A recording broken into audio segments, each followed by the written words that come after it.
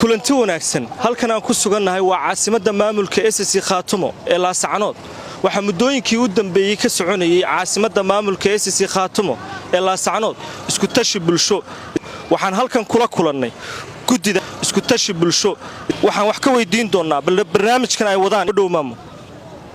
assalaamu calaykum waraxmatullaahi wabarakaatu dhammaan waa salaamaya ummadda reer SSC meelay joogaan annaga oo ah gudida isku tashiga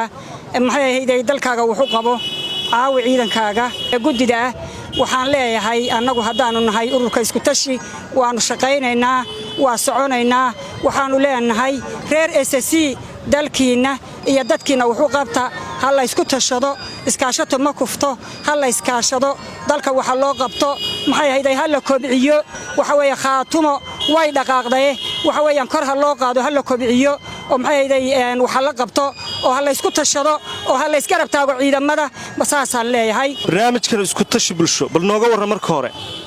hooyo barnaamijka isku tashi bulsho waxa weeyaan waa dad isku tashaday waxa weeyaan waa dawladda Khaatumo isku tashatay iyaga iyo shacabkoodii waxa weeyaan kobci ciidamadaada waxa weeyaan isku tashano aan maxay wax wada qabsano aan ciidamada maxay taakuladooda bixino aan maxay cid wax kasta oo inaga xidhma inaga ay isugu filan aan wax wada qabsano sidee bulshada reer SSC Khaatumo ee caasimadda ku sugan sidee bay uga qayb qaadan karaan basleeda waxay uga qayb qaadan karaan si maxay ahayd xor iyo xalaal qaadan karaan si maxay ahayd isku tashiya si xilkasnimo ah si wax wada qabsiya si dalkooda iyo dadkooda ay u kobciyaan si la isugu hagar baxo si qof walba isu garab taago maamulkiisa isu garab taago oo aan waxba ka hagran hadafkii aad gudidan u samayseen ma kula tahay inaad kamira dhaliseen ama yoolkii aad lahaydeen inaad gaadheen si fiican baan uga madha dhalinay waana ka midha dhalinaynaa waana ka midha dhalin doonaa ka daahimayno oo ka daalimayno oo waa soconaynaa habeen iyo maalin oo waa garab taagannahay oo dalkayaga iyo dadkayagaan kobcinaynaa oo dhisaynaa oo waxaanu ku shaqaynaynaa voluntary oo waa ogolahay oo waanu ku himiloonaynaa oo waa ku tashanaynaa waa ka midha dhaleena waana ka midha dhalina waqtiyada aad shaqaysaan bal wax ma nooga sheegi kartaa waqti kasta waanu shaqaynaa waqti kasta oo maxay ahayd saacad nooma qorra waxa noo qoran inaanu soconno inaanu shaqayno mar walba inaanu qulubta iyo qalbiga iyo adinka iyo gacanta iyo jeebkaba ka shaqayno waqtiba nooma cayina annaga way miska jaacadan bal ka waran barnaamijkan iyo isku tashi bulsho nooga waran barnaamijkan waa barnaamij aan hadda bilownay waxaan nahay 25 xubnood oo gudi ah gudidaas oo u shaqayn doonta isku taakulanta ciidanka SSC Khaatumo alxamdulillah si fiican baa bulshadu noo soo dhaweysay si fiican baa wax noola qabteen waana ku faraxsanahay inaan u shaqeyno ciidankayaga iyo bulshadayada waxaan soo baxay 8 subaxnimo hadda oo aad wareysanaysaan waxay tahay 12kii duhurnimo waxaan mushahara ciidima siinayso kumana doonayo dawladdeeda mushahar maxay sheegay waxaan ku faraxsanahay inta aan noolahay inaan voluntary ugu shaqeeyo maamulkayga waayo maxaan haystaa maanta maamul xor ah oo aan leeyahay SSC Khaatumo ah waan soo dhaweynayaa barnaamijkan waxaan 25 gudi ah oo xagga dawladda ka socda waxaan ka codsanayaa bulshaweynta reer SSC waxaan ka codsanayaa in ay soo dhaweeyaan wax nala qabtaan haday guri joogto iyo haday qurba joogto ganacsato tahay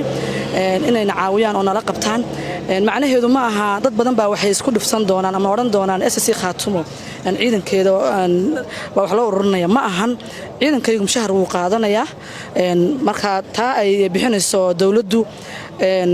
maamulku hadduu mushahar siiyo baahiyo badan baa ciidanku leeyahay marka inaanu kabno oo garab istaagno ciidankayaga annagu isu xilqaanay marka waxaan rajaynayaa insha Allah tacaala inaanu kamira dhalino shacabkuna aad buu noola shaqeeyo noo soo dhaweeyay ganacsatana waxaan leenahay sida ay si ka fiican noola shaqaysan baa idinka codsanaa deegaanada kale barnaamijkan ma ka wadaan soo caasimadda maya horta meel kasta waa tagaynaa insha Allah meel kasta waan tagaynaa oo SSC Khaatumo ay ka taliso laakiin hadda aan bilowno barnaamijka waa bilownay caasimadan ka bilownay marka caasimadu ay ka hirgasho si wacan noola shaqeeyaan degmooyinka tuulooyinka meel kasta waan tagi doonaa hadii Allah subhanahu wa ta'ala uu noo ogolaado waana tagaynaa degmo kasta oo SSC waxaan rajeynayaa inay nala shaqeyn doonaan sida gobolka Sool ay noola shaqeeyeen oo kale shacabku waa ku faraxsan yahay inaan wayna bogaadiyeen wayna soo dhaweeyeen waayo awal waxa joogay maamul aysan lahayn ba magaalada joogay oo SNM Soomaalidiidka joogay hadda laakiin waxay leeyihiin baahsan hadaan ilaa iyo baalashlaha iyo ilaa iyo ganacsatada u weyn muddo si wacan noo soo dhaweeyay wax noola qabteen waa ku faraxsanahay bismillaahir rahmaanir rahiim magacaygu waa Sahar Xasan Cilmi waxaan nahay gudida sharciyeysan dawladda ka sharciyeysanaysa si khaatimo gudida isku tashi bulshada reer SSC isku tashi hore waxay ugu qabsatay inay dawlad ku dhisato haddana dawladdeedii baan isku garab taagaynaa isku tashiga marka waxa way bulshadan waa bulsho isku tashatay barnaamijkanina wuxuu ka hirgali doonaa guud ahaanba SSC khaatimo wuxuuna kale oo ka hirgali doonaa ilaa khayraadka dalka ayaan ku soo saari doonaa haddaan nahay gudida SSC khaatimo hadaf intee leeg bad ka leedihiin barnaamijkan isku tashi bulsho barnaamijkan isku tashi bulsho hadafka aan ka leenahay waa in baahida SSC khaatimo aanu ku daboolno oo ay maxay tahay guul midhodhala ka gaadho ilaa khayraadka dalka ilaa iyo isku tashiga bulshada dhexdeeda inta aad hadda hawshan ku jirteen hididiile intee leeg baa idinka muuqata waxaa nooga muuqatay farxad iyo maxay tahay hididiile fiican iyo soo dhaweyn shacabkiya iyo wax inay nala qabteen iyo inay lacagihii noo direen iyo inay raalli ku yihiin iyo inay sugaay xilqaameen iyo inay nala shaqeynayna waliba na garab taagan yihiin aad baa u mahadsan raxmaan raxiin xalma xasan khaliif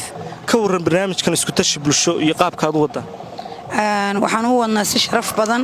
waana ku qanacsanahay aad iyo aad baan ugu faraxsanahay waana ku shaqeynay anagoo gudida 25 oo ka sharciyeysan dawladda ka midho dhalino oo shacabkeeguna waana ugu faraxsan yahay doono degmo tuulo caasimada SSC khaatimo meel kasta ku nooshay insha Allah waxaan jecelahay inaanu ka midho dhalino shacabkeeguna waa noo galiyo